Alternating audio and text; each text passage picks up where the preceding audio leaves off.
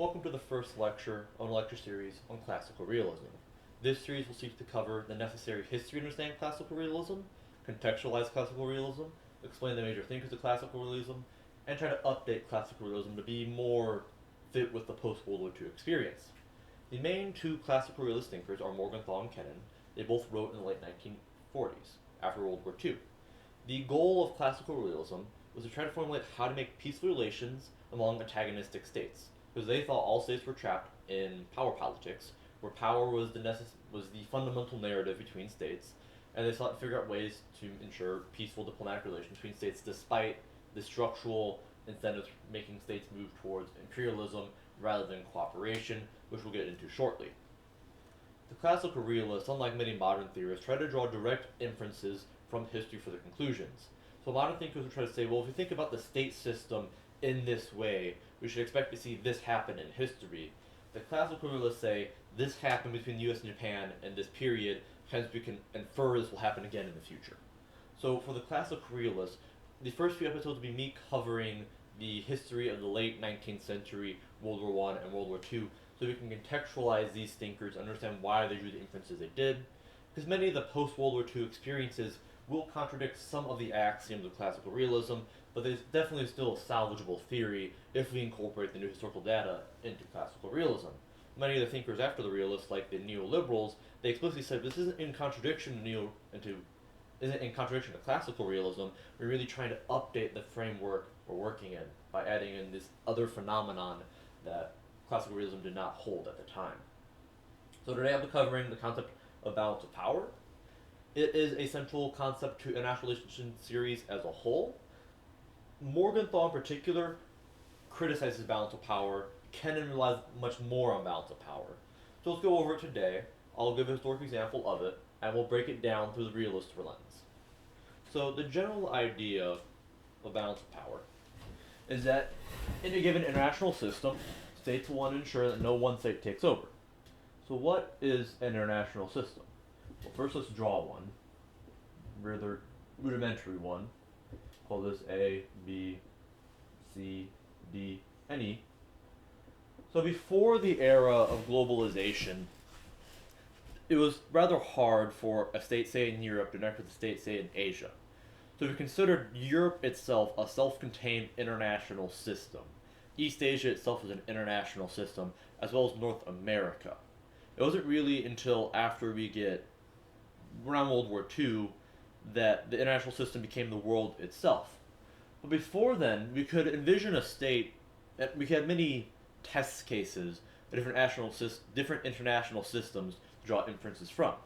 So for instance, in the Chinese case, one state managed to conquer everyone else. So we can look at the dynamics of a theoretical model and see how it actually applies to the real world.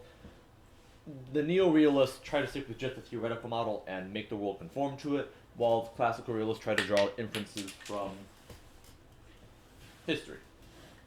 So, when looking at models like this, it's important to take note of the structural dynamics. That is what the neo-realists mostly focus on, the structural dynamics. They are important in classical realism, but many of the thinkers, well, all the thinkers think they can be overcome through internal diplomatic measures. So what are the structural dynamics? Well, the main one is that no states want no hegemony among the states. If I can draw, no hegemony. So hegemony essentially is when one state dominates all the other states or conquers everything in total. So if A wanted to conquer B to increase its strength, E, D, and C will have the structural incentive to stop A from conquering B. Now, we can think of a case like Poland, when Poland will split up three ways. So maybe A and C agree to let each other conquer E and D, and B is unable to stop it. Well then if A conquers E, gets more powerful, the international system has now shrunk, C conquers D, so now we have two strong powers and B. And this has happened many times in history. Like, Europe in the past and China in the past had well over 100 microstates, and they slowly conquered each other to become larger states. Well, in this new system, A doesn't want C to conquer B, because then C could conquer A, and vice versa. And B doesn't want A to conquer C or vice versa because then they can conquer B. So generally what we observe, so this would be like France, Germany, and Britain. Generally, France would attack Germany to try to gain some minor grounds, and then B is called a balancer in the situation, where if A were to attack C and C to attack A, it would side with the weaker link to make sure they end up being the same as they started, and we'll see that in our historical example between Japan and Russia when they battle. However, there are ways to increase your strength other than just conquering. There is what's known as internal reforms, which is rather obvious when you increase your own military industrial capacity. So A could naturally, through its own internal reforms, become strong enough to conquer a state that the other states can't stop it. So if you look at France and the many wars of coalition, I think there's 7 coalition wars, France became so internally powerful through reform that it took all of Europe multiple times over to defeat France. This is what happened in China. So in the French case, there's a variety of reasons France didn't conquer all of Europe. Mostly, if you go with Victoria Timberquay's argument in War and State Formation in early modern Europe and ancient China, that France wasn't brutal enough to its occupied citizenries. While the Qin, when they conquered a state, they either enslaved or killed everybody so that state couldn't rise again. Like, if you look at the Wars of Coalitions, the same states that France conquered kept rising back up because France didn't put them down hard enough. So let's say we have the Qin. The Qin was on the edge of the national system. It was actually on the western side conveniently, in the desert. It was kind of the least expected state to rise up, but through a variety of internal reforms, the legalists by Shangyang and that lot, it was able to then conquer a state. So A went to go conquer B, and now we might wonder why E, D, and C didn't all gang up with B to stop it. But that's what happened in the French case. All the states worked together to make sure B didn't get conquered. Well, A would bribe E, assassinate the ruler and general of D, and then C is not enough to help B. So then A would get B, and then A would get C, then A got D, then A got E. And then China was unified. And that's roughly what happened till... China broke up many, many times in history. It was not unified and stay unified. It broke up like 5 times over. So this happened a few times actually in Chinese history. Like the most recent was the Civil War in China, like in the late 30s and 40s. But it's a time, history of a different time. So these are the main structural dynamics of balance of power. One little buzzword I should mention is deterrence. So A won't conquer E because E has enough military power to deter A, as it said. That's more of a neo-realist idea. The classical realists put less emphasis on the term security and deterrence. Classical realism buzzwords are power and diplomacy. The buzzwords for neo-realism, the realists that come around in the 60s, are structural dynamics, deterrence, and security. And the reason that's because they focus on the structural elements, so deterrence is a structural thing, while power and diplomacy is a more personal thing. The classical realists focus on the personal dynamics, the elite culture between these states, them working together to stop warfare, and overcoming the structural dynamics. The neo-realist thinks this is what determines how states interact. The classical realist will say, no, this is true, these exist, but we can overcome it through diplomacy. So we'll move on to our historical example for the day, which will take a long while, but it's very important history. I think this history of East Asia is for some reason overlooked by most international relations scholars.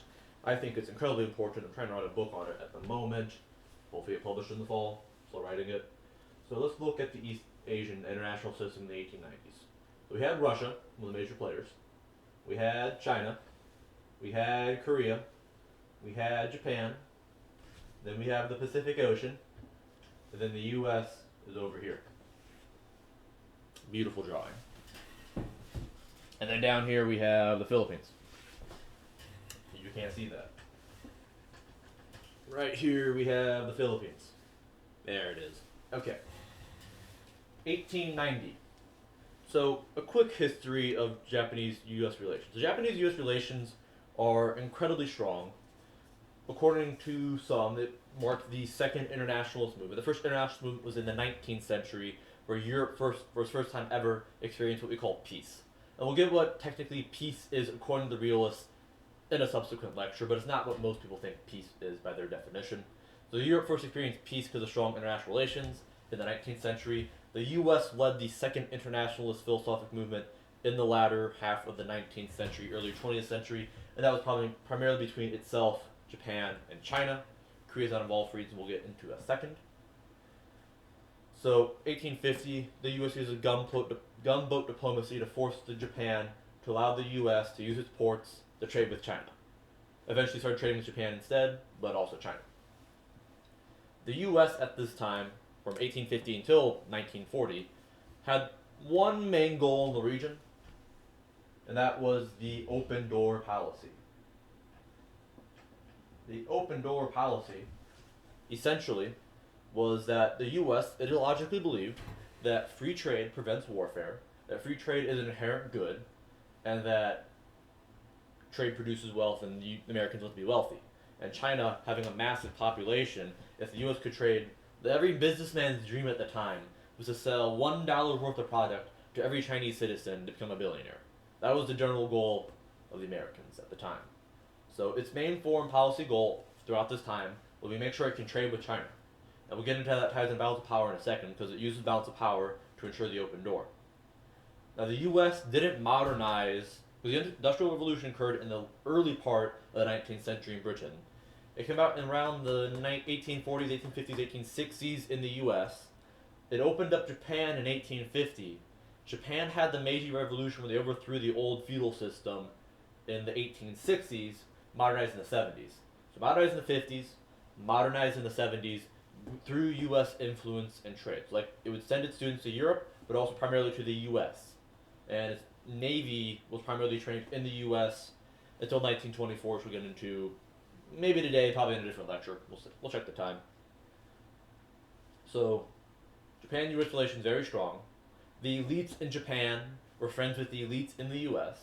Teddy Roosevelt, one of the main figures of the day, was good friends with Kaneko, one of the main figures of Japan during the day.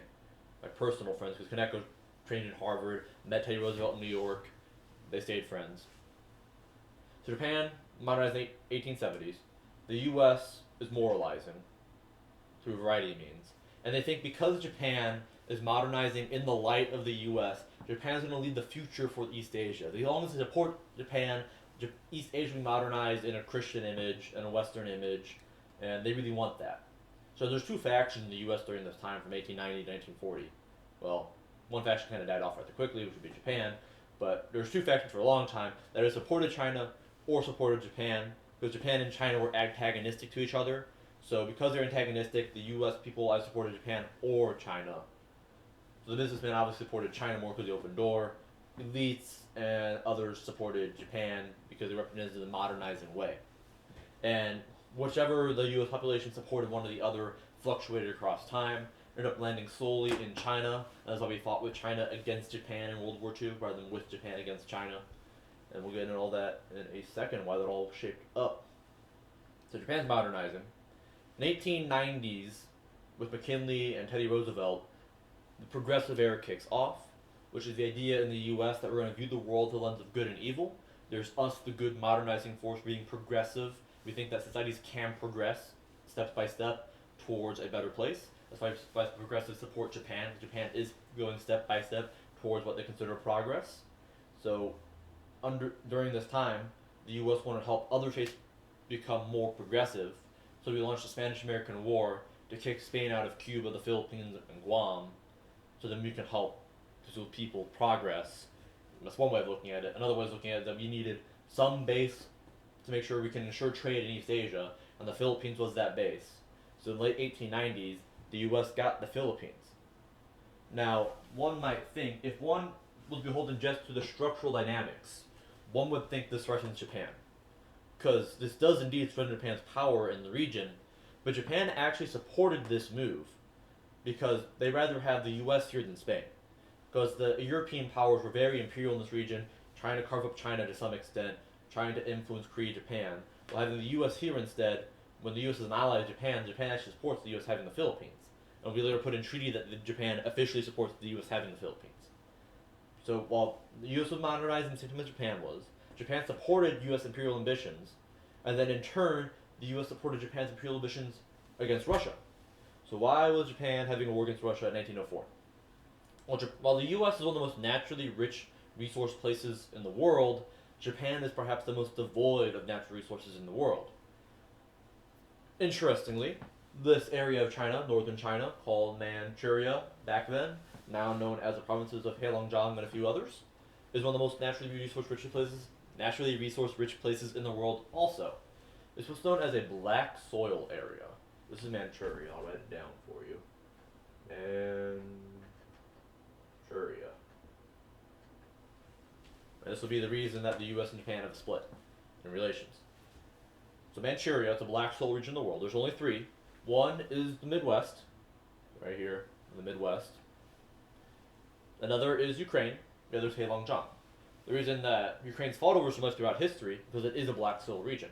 Black soil has high rainfall, precipitation rates, lots of natural resources, so it can grow crops really well, like really, really well, and you can mine the region for resources. So Japan, with no natural resources, looked at Manchuria, see it has economic potential, can grow crops, and its resources it can mine, and it wants it.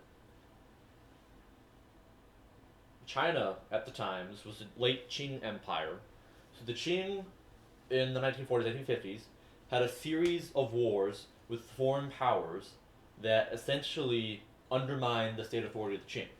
So a quick history of the Qing, understand what's happening in China at the time. The last dynasty was the Ming Empire, which ended in the 1700s, and the Ming was ruled by the Han people themselves. At the end of the Ming Empire, a coalition of nomadic groups known as the Manchus from up north invaded China and conquered China. They were one of the most despotic regimes ever in history, and they made the Han a fourth-class citizenry. So the Manchus were at top, then the second-class citizenry, I think it was the Mongols, then a third, but then the Han were at the very bottom of the citizenry. To show the dynamics, if a first-class citizen, if a Manchu were to accidentally kill or intentionally kill a Han, then the punishment for the Manchu is to give the family of the killed person a cow. So that's the equivalent life of a Han person at this time. They were essentially enslaved by the Manchus, even though retrospectively with the modern regime in China, they see this period as a very romantic period because the Manchus expanded the territory of the state of China to be the largest extent that ever happened, but it wasn't really ruled by the Chinese were ruled for the entirety of this time. So when the British got Hong Kong, when the French got Shanghai, and when the Germans got Shandong, somewhere there, the Chinese actually moved to those cities. Because in those cities, they have better law, better education, better finances, and more or less better rights in those states. So, like, while Shanghai was initially a swamp region, the local Chinese and the French worked together to turn it into now the major city that Shanghai is. And Hong Kong itself was a tiny little island. The British actually physically expanded the size of Hong Kong and kept buying up and renting more Hong Kongese land and turned into a major financial hub, even though it was an island initially no one lived on. So there's much unrest inside the city of the state of China and many modernist movements going on in there. And we'll get to that because actually the U.S. causes the Qing Empire's downfall through its own folly. And we'll get to that at the end of the episode. Korea, so we're just going over the whole state system now because the realists don't think we need to pay attention to these internal facts. They think the structural dynamics will determine how this functions. The classical realists heavily go against that. They think diplomacy determines how these things function. So going one by one by one by one so we understand what this international system looks like. So this is our 5 blocks from earlier. The Philippines doesn't really have a say in this story. Korea. So Korea had a shared history with Japan and China. Not going to shared history of these three, but they do exist. Korea, the U.S. tried opening up Korea in 1870, but the Koreans resisted much more heavily than the Japanese or the Chinese ever did. So they weren't. So U.S. lives were lost. So the U.S. public never really liked Korea until like the Korean War when the communists were invading. So what eventually ends up happening is that the U.S. agrees to give Japan Korea. So Korea doesn't really exist in the story that much, besides the atrocities Japan commit in Korea. Then there's Russia, the other major figure in the story. Russia is up here. This is Siberia. But if you know, Siberia also overlaps with Manchuria. Russia starts taking parts of Heilongjiang because obviously it too wants Heilongjiang because it's Manchuria, because it's such a prosperous region to be in. So 1904 comes around. This is a setup. This gets to 1904. Russia has ports. Port Arthur's the main one, and then there's also Vladivostok. Vladivostok means king of the east, by the way. So when Russia took Vladivostok from China, they called themselves the king of the east, which is funny because they use Vladivostok a lot with diplomatic relations with China. It's like, oh, let's go to Vladivostok to have this meeting. Anyways, so Russia's building up its navy in the region and is threatening to take over Manchuria. So how can the U.S. ensure Russia doesn't get Manchuria? Well, to ensure the open door, if it were to balance the power in Manchuria, no one state could take over Manchuria or China as a whole, and then the U.S. can keep trading. If Japan were to take over all of China, or Russia were to take over all of China, then they could block U.S. trade, because the U.S. at this time doesn't have a strong enough navy to force the opening of China like Britain did, because states are modernizing in the region. So the U.S. wants to balance, Teddy Roosevelt at the time, wants to balance power in this region. Now, up till 1904, the U.S. and Japanese relations were really, really strong, and they're still strong. The U.S. actually supported Japan's war with Russia. So when Japan felt it was going to lose Manchuria to Russia, it felt even though if it fought Russia, it probably would lose. It had to fight Russia for the sake of national security. So it launched a surprise attack on Port Arthur, and it actually did really, really well against Russia. Russia proved incompetent in this war, to the point that in 1905, there was a brink of revolution in Russia, the anti-Tsar sentiment. And we know a decade later, in 1917, the Russians would would lead a revolution in Russia, which would destabilize the world for the next 100 years. It's generally, when it comes to balance of power, you really don't want revolution in states. Look at the revolution in France that destabilized all of Europe, caused lots of wars. Revolution in Russia, same thing. Revolution in China is going to be another big problem for the U.S. soon enough. So the U.S. does not want Russia to lose so badly that it has revolution to the anti-Tsar sentiment. The Tsar is the ruler of Russia, for those that don't know. So Teddy Roosevelt in 1905 decides to try to force an end to the war through the Treaty of Portsmouth. So he gathers up Japan and Russian diplomats and ends the war. The way the treaty lays out is that Japan will have de facto economic control over Manchuria, but that because Russia's power is preserved with the treaty, then Manchuria can't be conquered by Japan to force trade out of China. So while the U.S. is losing some trading ability in Manchuria and allowing Russia to maintain some of theirs, the U.S. does get trade with all the rest of China, and the Guangdong, so this is known as the Pearl Delta region down here. It has Shenzhen, Hong Kong, and Zhuhai and Guangzhou. It's basically China's Silicon Valley nowadays, and it was extremely prosperous back then.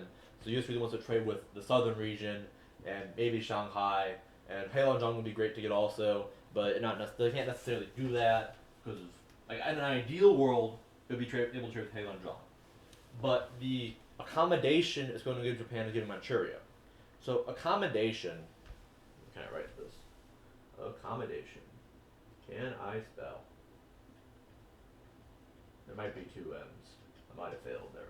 Accommodation, really big word when it comes to Morgenthau, is that Japan wants to be imperial, and because it has power, it sort of has a right to have resources and be imperial and expand some.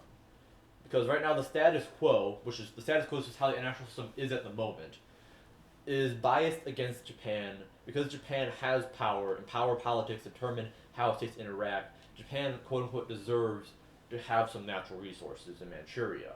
And China, because it's so weak, doesn't necessarily deserve to hold on to Manchuria. That's kind of the logic of power politics. It rejects ideal statements like, well, that's Chinese territorial sovereignty. Well, no, at the end of the day, China can't physically hold on to it, and Japan is willing to have just Manchuria and not conquer all of China if we recognize Japanese rights in Manchuria. He says, okay, Japan, you can have economic control of Manchuria. It's now Japan's, quote unquote.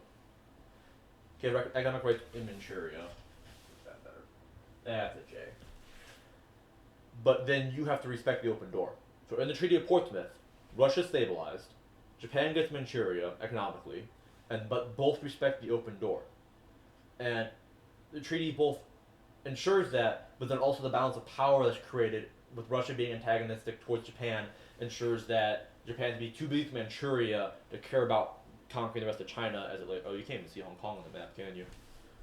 There's Hong Kong down there. Aw, no. That might make the final cut. Who knows? There's Hong Kong. Whatever. Anyways, Hong Kong. So balance of power in Manchuria. This was done under Teddy Roosevelt. Teddy Roosevelt, as I mentioned, had very strong relations with Japan. They liked Japan quite a lot. He's even partial to China. So then Teddy Roosevelt also agrees that Japan, once it's ready, can have Korea too, because we don't care about Korea because they nixed us in the 1870s. That is what the realists would recommend happen. So we have a stabilized international relations. The U.S. achieved its goals. Japan achieved its goals. Russia can't conquer Manchuria. Power's balanced in Manchuria. Things are looking good. Now this all changed under Taft. So Taft, the successor of Teddy Roosevelt, it was actually Teddy Roosevelt's Secretary of State at the time, that helped the treaty.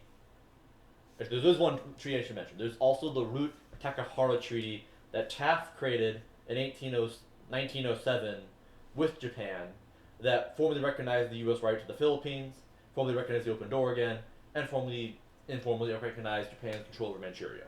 Japan, in the Root-Takahara Treaty, recognized U.S. interests in Japan and in the region. But Taft does not like accommodation. But accommodation implies the existence of power politics. And Taft and later Woodrow Wilson were known as idealists, and that they try to think of the world not through power politics, what is morally right and what is morally wrong.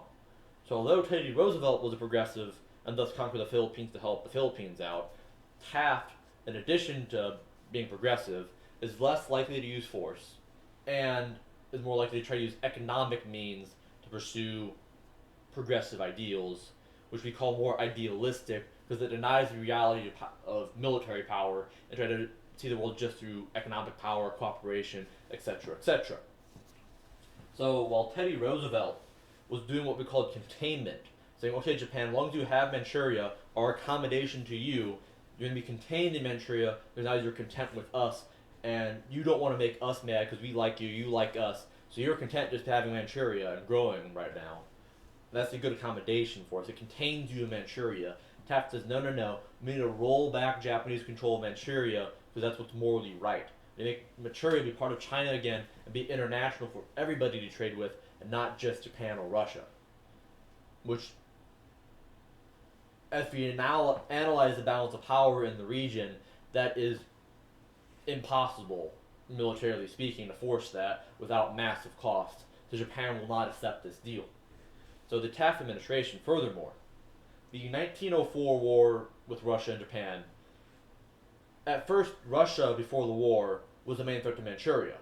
Now Japan's the main threat to Manchuria and the open door. So U.S. perception of Japan, while Teddy Roosevelt still had a restrained vision of Japan and liked Japan quite a lot, the U.S. people leading up to 1904 and after 1904 now no longer like Japan, but like China. They see China as the victim here. They see China as a better possibility for economic means. They see China as a better means of converting more Christians than Japan. So now the Taft administration, the bureaucracy of Taft, is built up of people that actually that emotionally dislike Japan rather than just see Japan as a thing to be contained and an ally to be appreciated. So they're going to start doing things that hurt Japan.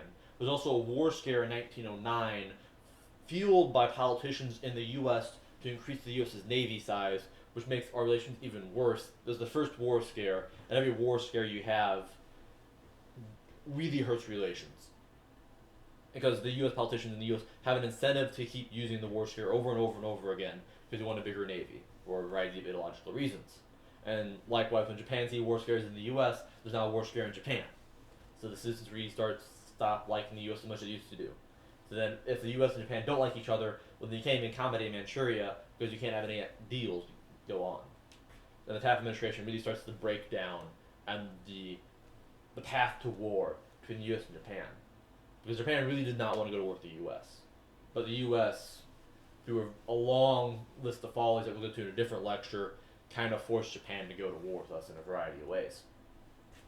So Taft administration, the Deputy Secretary of State and Secretary of State led an initiative in Manchuria, to internationalize the railroads. So in Manchuria, we have the Russian set of railroads, and we have the Japanese set of railroads, and that's how Japan and Russia essentially physically have economic control over Manchuria by controlling the railroads. To control the railroads, you can trade the flow of trade, you control their area.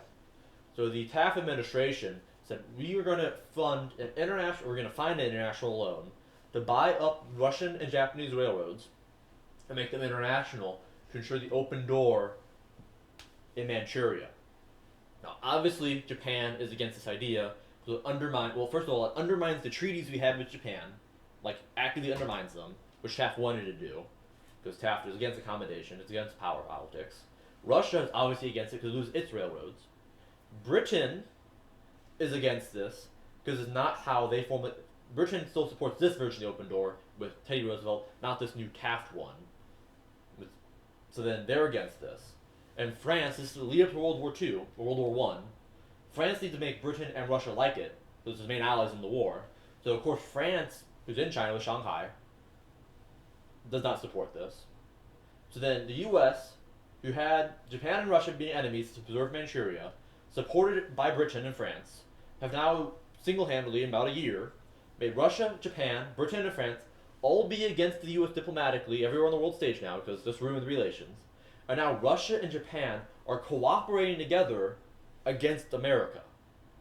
This is as great a blunder as when Wilhelm II, leading up to World War I, made Russia actively not be its ally and become an ally of France instead, which led to World War I in a variety of ways. This just completely ruined all relations because Taft refused to admit the reality of balance of power in the region necessary to ensure China is still free. Now, even worse, Taft wouldn't let this go. There's also railroads in China that he wanted to internationalize. These railroads are owned by the local elites in China.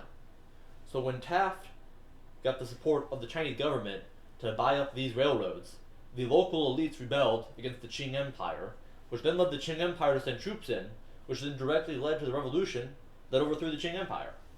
So now, in 1911, 1912, we have revolution in China, and there's a new state, which then has more problems for the US and Japan to manage together. If they didn't end up managing together, the US ended up, even though Britain and Japan were trying to manage it together, the US forced Britain to not work with Japan, because the US hated Japan for some reason at this time. Which then led to more breakdowns. Now we have another problem, which is revolution in China. It comes in a warlord state. Like all the states just fraction off into little sections, warlords everywhere.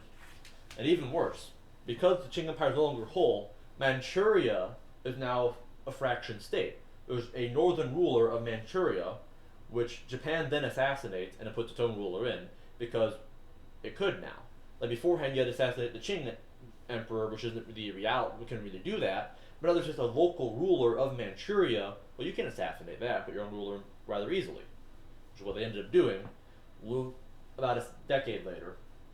But at the time, they had to use troops in the area to secure the region from instability, which is basically Japan's first major use of using military force in China. So it broke the ice of Japan doing that. And even worse, so in Japan there's two factions, the internationalists and the nationalists. I mentioned earlier that the US was leading the second internationalist movement at the time. It's a separate history that I'll probably get into someday because it's important to realism.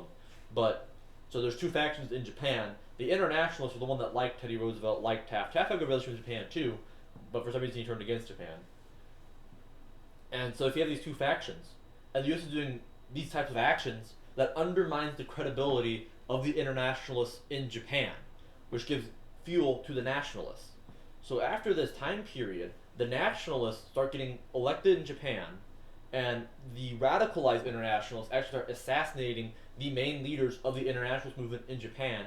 So the US completely undermines the base of support for its allies in Japan, leading to the nationalistic rise in Japan, which then leads to Japan becoming militaristic, taking over China, and going to war with the US.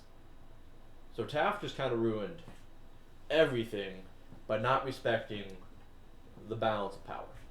But they still had the same goal of the open door, but they pursued it in different strategies. And some strategies conform to reality, and some strategies are a priori models you kind of think up in your head and hope they're going to work out, but stuff like this has never been done in history and always failed when it has been done in history. This is another example of when you don't pay attention to power, things fall apart.